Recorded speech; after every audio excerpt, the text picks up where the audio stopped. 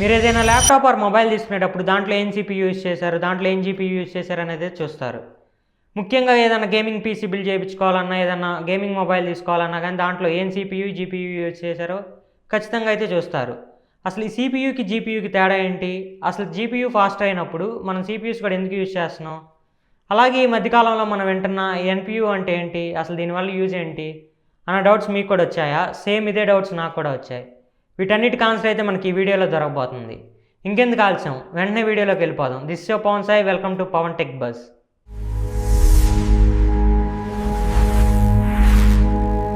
సింపుల్గా అర్థమయ్యేలా చెప్పాలంటే, ఫర్ సపోజ్ ఒక హోటల్ ఉందనుకోండి. ఆ హోటల్లో చెఫ్ అయితే చాలా రకాల డిషెస్ అయితే ప్రిపేర్ చేశాడు. ఆ డిషెస్లో తన పొరపాటున ఉప్పు వేయడం అయితే మర్చిపోయాడు. ఇప్పుడు దాని టేస్ట్ ఎలా ఉంటుందో ఒకసారి ఊహించుకోండి. సేమ్ సిపియూ పని కూడా అంతే. చాలా రకాల డిషెస్ లాగా అయితే తయారు చేయగలదు. కాకపోతే జీపీయూ అనేది ఉప్పు లాంటిది. సిపియూ చేసిన పనులన్నింటినీ మన కంటికి అందంగా కనిపించేలా చేసేదే జీపీయూ. సిపియూలో అయితే కోర్స్ అని అయితే ఉంటాయి. అసలు ఈ కోర్స్ అంటే ఏంటంటే, ఒక ప్రాసెసర్ని సెగ్మెంట్స్గా డివైడ్ చేసి టాస్క్ని షేర్ చేసుకొని ఆ పని తొందరగా కంప్లీట్ చేయడానికి ప్యారలల్ ప్రాసెసింగ్ చేయడమే ఈ కోర్స్ సెగ్మెంటేషన్. అసలు ఈ కోర్స్ అనేవి ఎందుకు యూజ్ అవుతాయి అంటే, ఇలా ఫాస్ట్గా పర్ఫామ్ చేయడానికి, ప్యారలల్గా టాస్క్ పర్ఫామ్ చేయడానికి అయితే యూజ్ అవుతాయి. ఇలా మొబైల్స్లో కనుక చూసుకుంటే మనకి క్వాడ్ కోర్ అంటే 4 కోర్స్, హెక్సా కోర్ 6 కోర్స్, అలాగే ఆక్టా కోర్లో వచ్చేటప్పటికి 8 కోర్స్ అయితే ఉంటాయి. సేమ్ ఇలానే ల్యాప్టాప్స్లో కనుక చూసుకుంటే 16 కోర్స్, 32 కోర్స్ అని అయితే ఉంటాయి. కాకపోతే ఇప్పుడు జీపీయూస్ ఫాస్టర్ కాబట్టి వీటిలో hundreds of thousands of course అయితే ఉంటాయి. కాకపోతే సిపియూలో లార్జర్ అండ్ పవర్ఫుల్ కోర్స్ అయితే ఉంటాయి.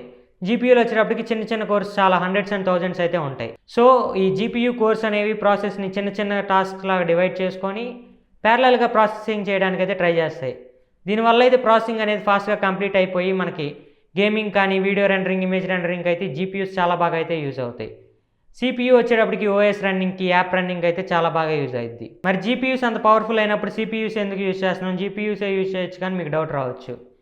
కాకపోతే సిపియూ అనేది దానికి బ్రెయిన్ లాంటిది, జీపీయూ అనేది ఒక వర్కర్ లాంటిది.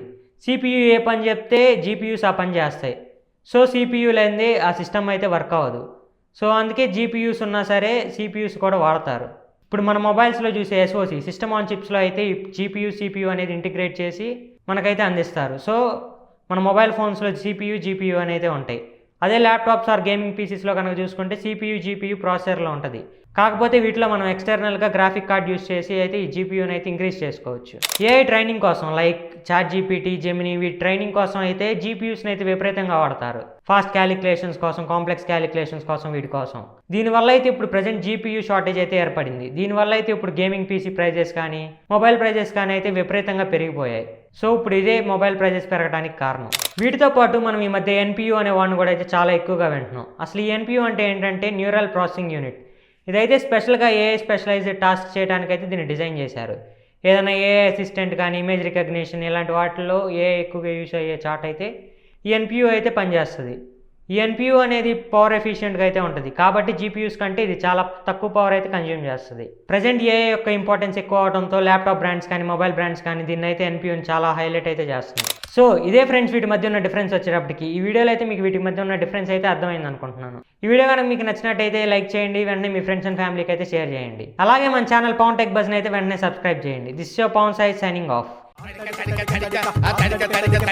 నువ్వు తెరిచిన వెదికి చిలక